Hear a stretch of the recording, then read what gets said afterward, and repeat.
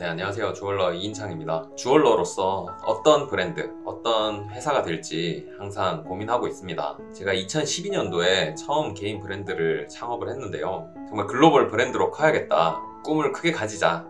이런 생각을 했습니다. 종로 2층에 오픈 상가에 정말 혈혈단신, 제 몸뚱아리 하나로 20대 열정 하나로 시작하면서 우러러 볼 수밖에 없었던 그런 곳이 있습니다. 제가 맨 처음 시작하던 곳의 모습이고요. 저런 브랜드가 돼야겠다 생각했던 곳은 바로 여러분도 잘 아시는 JST나입니다. 우선 국내에서 JST나 같은 브랜드로 성장을 해야 또 전 세계로 나갈 수 있는 또 기반도 될 수 있지 않을까 이런 생각을 했던 것 같고요. 그리고 한편으로는 자본도 탄탄하고 상장도 하고 브랜드 파워도 있고 또 탑 연예인들과 함께하는 그들이 너무 부러웠습니다. 하지만 시간이 지나면서 좀 많은 부분들에 실망도 했고요. 주얼러로서 목표, 희망 이런 부분이 참 JST나가 아닐 수 있겠다 이런 생각이 드니까 어떤 목표 지점이 없어지는 바다에 표류하는 그런 기분이 들기도 합니다. 제가 왜 그런 생각이 들기 시작했는지, 그들은 지금 어떤 상태인지 한번 살펴보겠습니다. 나는 할 말이 진짜 많아 여기. 주가에 대한 분석은 아니고요. 아시다시피 주얼러로서 업계인으로서 분석이라는 점 참고해 주시기 바랍니다. JST나의 3년간 이 주가의 흐름입니다. 만원 정도까지 갔던 주가가 1200원까지 떨어졌으니까요. 거의 10분의 1 토막이 나는 그런 상황까지 갔는데요. 지금 3300원 정도까지 회복이 된 모습입니다. JST나는 서두에서 말씀드렸다시피 매우 탄탄한 회사였습니다. 1988년도 로만손 시계회사로 설립됩니다. 30년 전인 1992년에 이미 500만 불 수출탑을 수상할 만큼 어떤 기술이나 유통력이 뛰어난 회사였습니다. 그리고 4년이 지나서 1996년에는 1000만 불 수출을 달성합니다. 그리고 1999년에 코스닥에 상장되게 됩니다. 그런데 여러분도 그 시기에 경영진이 됐다고 하면 시계 산업은 점점 줄어들 거다 예상이 됐을 겁니다. 점점 핸드폰이나 다른 디지털 기기가 시계를 대체했으니까요. 그런 과정 속에서 그 로만손은 JST나라는 브랜드를 2003년에 런칭시킵니다. 그렇게 태어난 주얼리 브랜드는 굉장히 스마트하게 시장에 잘 안착을 시켰습니다. 저는 이 부분이 대단한 게 사실상 다른 업종이고, 그리고 상품이나 판로나 여러 부분들을 새롭게 짜서 실행을 시켰어야 되는 부분인데, 그 부분을 초기부터 성공적으로 가져갔다는 거는 굉장한 능력이라고 생각하고요. 저는 이 아는 거랑 실행하는 것도 큰 차이지만은 이 실행하는 것과 시장에서 통하게 하는 건 정말 큰 차이라고 생각합니다. 이 많은 사람들이 알지만은 실행하지 못하고요. 많은 사람들이 실행을 하지만은 통하게 하지 못합니다. 하지만 JST나는 통하는 곳이었고, 그들은 김연아와 함께 세계적인 브랜드로 커나가는 듯 했습니다. 김연아가 금메달 딴 게 밴쿠버 올림픽 2010년이네요. 정말 시간이 빠르게 흐르는 것 같아요. 그 이후에 재무제표를 보면서 제가 설명을 좀 드리겠습니다. 이건 이제 최근의 재무제표인데요. 보시면은 2017년 12월부터, 그러니까 2017년도 결산, 2018년도, 19년도, 20년도 왼 좌측에 보시면은 매출액이 1400억 정도에서 1200억대, 900억대, 600억대 이렇게 줄어드는 걸 보실 수 있습니다. 2011년도부터 제가 다시 짚어드리는 이유는 제가 처음 시작한 게 2012년도였거든요. 근데 제 자랑은 아니지만은 비교해서 간단하게 설명을 드리면은 저희는 같은 기간에 연평균 35%씩 매출 성장을 했고, 작년 코로나 상황에도 10% 이상 성장했습니다. 저희가 이 부분에서 JST나가 좀 어떻게 보면 미스한 부분이 분명히 있을 거고, 분명 좋은 선택을 했다면 그들은 시장을 리딩할 수도 있었고, 또 뭔가 효율화해서 저희 같은 업체들이 누릴 수 있는 부분들을 상당히 가져갈 수 있는 기회가 있었을 거라고 봅니다. 그런 부분에서 한편으로는 안타까운 부분도 있지만 저희로서는 성장의 기회를 잘 누렸다,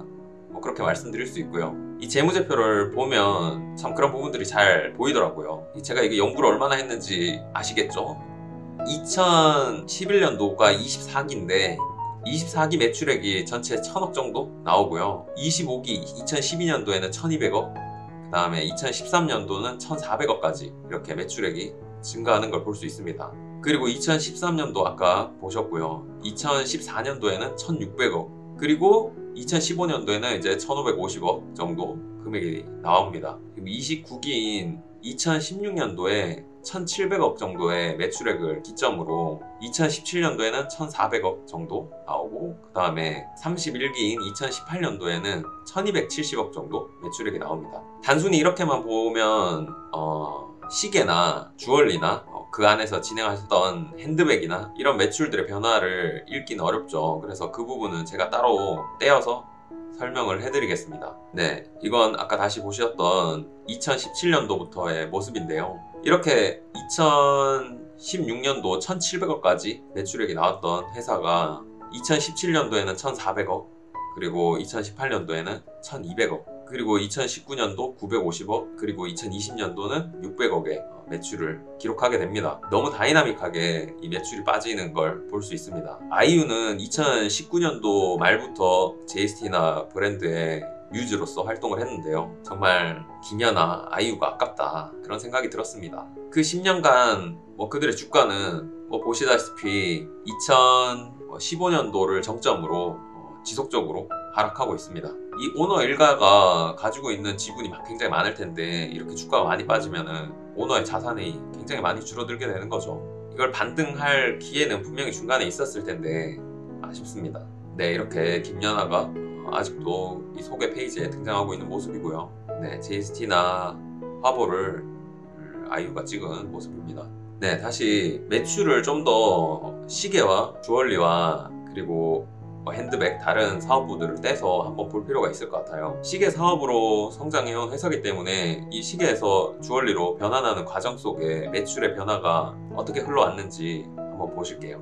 2011년도에 주얼리의 규모는 584억 정도 매출을 하고 있었고요. 시계는 이미 많이 줄어서 295억 정도 매출액이 나오고 있습니다. 그리고 핸드백 사업이 70억 정도 나오고 있는데요. 핸드백을 런칭한 지 얼마 안 됐지만은 상당히 매출액이 잘 나오고 있었고, 그리고 뒤에 지금 2012년도 보시면은 핸드백 사업이 거의 3배 이상 매출을 내게 됩니다. 그리고 주얼리는 여전히 계속 성장세에 있고요. 660억, 그리고 손목시계는 거의 변동이 없네요. 조금 증가했네요. 310억 정도 나오는 상황이었습니다. 2013년도에도 주얼리 산업은 710억까지 또 더 증가를 시켰고요. 핸드백은 360억, 그리고 시계도 310억, 계속 매출은 잘 유지를 하는 상황이었습니다. 근데 여기에서 이제 보시면 시계가 310억에서 270억으로 지금 순서가 좀 바뀌었는데요. 시계가 크게 줄어들면서 이제 영업 손실을 8억 정도 주던 게 한 43억 정도 영업 손실을 가져다 주게 됩니다.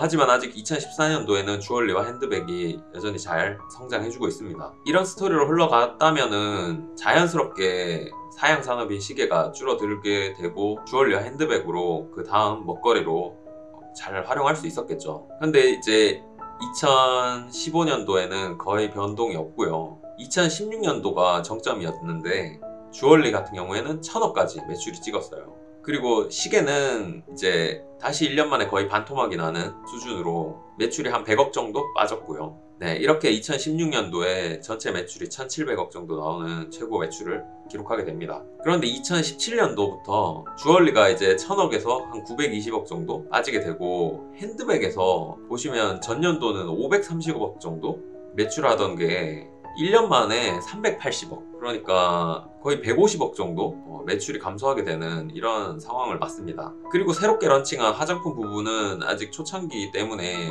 영업이익은 당연히 나기 어렵고 매출도 아직은 미미한 수준이었습니다. 그런데 1년 뒤 이제 2018년도에는 주얼리가 한 70억 정도 빠지고, 또 핸드백도 한 60억 정도 빠지고요. 전체적으로 이제 매출이 빠지기 시작한다, 이런 모습이 보이기 시작하는 시기였습니다. 그리고 핸드백은 2016년도부터 이미 적자 상황이었고요. 2017년도, 2018년도 계속 적자 폭을 키우고 있습니다. 결국 주얼리로 벌어들인 것들을 핸드백, 화장품, 그리고 사양 산업인 시계가 전부 까먹고 있는 그런 상황이었고요. 전체적으로 보면 2017년도 적자 규모가 32억 적자가 났네요. 이런 흐름은 2018년도까지 계속 되게 됩니다. 그리고 2019년도 비교를 해보시면 주얼리 부분이 860억에서 660억으로 무려 200억이 매출 감소가 일어납니다. 그리고 핸드백도 320억에서 190억으로 매출 감소가 일어나서 전체 매출이 한 300억 정도 빠지게 되는 그런 모습입니다. 아직 코로나가 일어나기 전이거든요. 이건 뭘 의미하느냐, 제가 이 주얼리 업계 안에서 느끼는 부분은 이 시기가 온라인에서 중저가 주얼리들이 많이 팔리던 그런 시기였습니다. 한마디로 그런 준비들을 잘 해온 업체들은 상당히 온라인에서 많은 기회들을 누렸고요. 여기 사업 보고서에서 제가 읽은 것들은 그 원인을 중국의 관광객이라든지 다른 부분에서 좀 찾는 것 같던데요. 중국의 관광객들 자체가 줄었다? 이 부분보다도 어떻게 보면 중국 관광객들의 선호도 브랜드가 점점 한국 브랜드의 선호가 낮아졌다. 면세에서 매출이 한국 브랜드보다는 해외 브랜드에 더 치중이 되고, 이 시기에 보면 판도라라든지 그리고 더 고가의 명품들 불가리, 까르띠에, 구찌 이런 쪽의 주얼리들은 다 매출 성장을 일으켰거든요. 그렇다면은 이 브랜드 파워에서 상당히 밀렸다. 제품 라인에서 이미 격차가 벌어지고 있었고, 그리고 관광객들이 제스티나를 선택해주지 않았다. 뭐 그렇게 보는 게 더 정확한 분석이 아닐까 생각합니다. 이렇게 2019년도에 당기순 손실이 334억에 이르게 됩니다. 거의 뭐 회사 가치와 맞먹는 수준의 당기순 손실이 나게 됩니다. 2020년도 이제 코로나 시기에도 주얼리의 적자 수준은 뭐 여전하고요. 그리고 매출액도 2019년 660억에서 2020년 460억으로 다시 200억 더 줄어들게 됩니다. 이 부분은 이제 면세의 타격, 그 다음에 백화점의 타격의 매출 감소라고 볼 수 있겠죠. 그런데 역설적이게도 뭐 까르띠에, 불가리, 주얼리 브랜드들, 티파니 다 매출 성장은 해오던 시기입니다. 결국 브랜드에도 양극화가 굉장히 심했다, 이렇게 분석할 수 있습니다. 로만손이라는 시계 회사가 이렇게 변신하는 모습을 볼 수 있네요. 이 시기에 핸드백 사업부를 맡았던 2세대 경영자, 지금 GST나 대표이사를 맡고 있습니다. 이분이 사실 매출 하락을 막지 못했고요. 가장 최근 재무제표를 가져왔는데요. 2021년 9월 말 기준으로 다행히도 주얼리 부분에서 적자를 벗어나게 됩니다. 현재는 지금 어떤 모습이냐, 중국에 진출해서 사실 성과를 못 거뒀던 주얼리 브랜드 법인을 이제 다 철수하게 되고요. 그리고 판교에 사옥을 짓고 있었는데요. 그 사옥에 잔금이 거의 800억 정도 남아있는 상태였는데 아마도 그걸 감당하지 못했을 것 같고요. 중간에 짓던 사옥을 은행에 팔게 됩니다. 근데 그 담당자는 잘 했어요. 보니까 몇백억 차익이 났더라고요. 이제 그 현금을 쥐게 되는데 제스티나가 과연 그 투자를 정말 새로운 사업에 투자를 해 나가게 될지, 아니면 지금의 적자를 메우고 지금 운영비로 계속 그냥 써야 되는 상황이 될지 그냥 지켜봐야겠습니다. 그리고 이런 부분들은 뭐 대한민국 기업들의 뭐 전체적인 뭐 리스크라고 봐야죠. 이 오너 가족들이 회사를 경영하는 그런 시스템인데요. 네, 좌측에 김기문 제스티나 예전 대표님은, 회장님은 중소기업 중앙회의 회장을 맡고 있어요. 그렇게 정부의 역할도 열심히 하고 계시는 그런 분이시고요. 하지만 이 자녀들은 이 회사 미래에 낼 수 있을지 아직은 뭐 물음표가 많이 달리는 상황입니다. 사옥을 매각했다는 그런 기사 내용이 있고요. 네, 기사들을 좀 찾아보시면 제스티나가 중간에 이제 사업이 하락세에 있을 때 내부 정보를 이용해서 주식을 팔았다, 대량 매도를 통해서 불법 이득을 취했다, 이런 건들도 일어났었고요. 아직도 재판 진행 중으로 알고 있습니다. 최근의 기사들에서 확인한 것들은 제스티나의 다음 어떤 강화하는 전략 중에서 집중적으로 튀어나가려는 부분이 바로 온라인이라고 합니다. 여러분은 어떤 생각이 드시나요? 요즘 보면 뭐 많은 금은방들도 온라인을 강화하고 있습니다. 아무튼 그 내용을 저는 보고는 일단 업계를 선도할 수 있는 그런 기업의 이미지는 정말 없어졌습니다. 저는 한때 저의 어떤 워너비 브랜드로서 제스티나가 정말 잘 되길 바랍니다. 그래야 주얼리 업계에서, 그리고 한국 K 주얼리에서 좋은 본보기가 될 수 있거든요. 이건 단순 회사의 흥망과는 다른 부분으로 저에게는 다가옵니다. 제스티나는 뭐 인지도나 브랜드 파워 등이 아직 여전합니다. 그리고 주얼리 비즈니스 특성상 신뢰가 중요한데요. 이 신뢰는 이 사업의 존속 기간이 또 일부분 보증이 됩니다. 그렇기 때문에 이 제스티나 자체는 주얼리 업계의 큰 자산이라고 생각하고요. 뭐 그들은 주얼리 업계를 어떻게 볼지 모르겠습니다. 여기 맨날 카피만 하고 잡으려면 숨는 그런 두더지 같은 존재로 생각할 수도 있겠죠. 하지만 뭐 전국의 금은방들이 로만손 시계와 함께 했고, 또 수많은 주얼리 전공자 학생들이 이 제스티나 박봉에 견디면서 함께 일해왔습니다. 뭐 여러분도 잘 아시죠? JST나 사업이 잘 되면 분명 우리 업계에 많은 사람들이 도움이 되고 또 좋은 인력들이 이쪽으로 들어와서 다시 JST나 성장에 도움을 주는 그런 선순환이 일어날 것입니다. 1세대 김기문, 김기석 대표는 분명 과도 있지만은 눈에 띄는 공이 있기에 회사가 이만큼 성장해 왔다고 생각합니다. 이 오너의 자녀분들은 이 선대의 기반을 누린 거 말고는 아직은 성과가 없으니까요. 앞으로 꼭 가시적 성과를 냈으면 좋겠습니다. 설마 코로나 지나면은 매출 회복이 가능하다 이렇게 생각하는 건 아니겠죠. 2019년에 이미 여러분은 코로나 전에 이미 2018년도, 2019년도에 주얼리 부문 매출이 급격히 하락해서 엄청난 적자를 봤습니다. 네, 더 이상 제가 할 얘기는 아닌 것 같고요. 아무튼 우리 K 주얼리로 세계 정복하는 길에 함께 했으면 좋겠습니다. 시청해주셔서 감사합니다. 너무 급 마무리였나? 할 말이 진짜 많아 여기.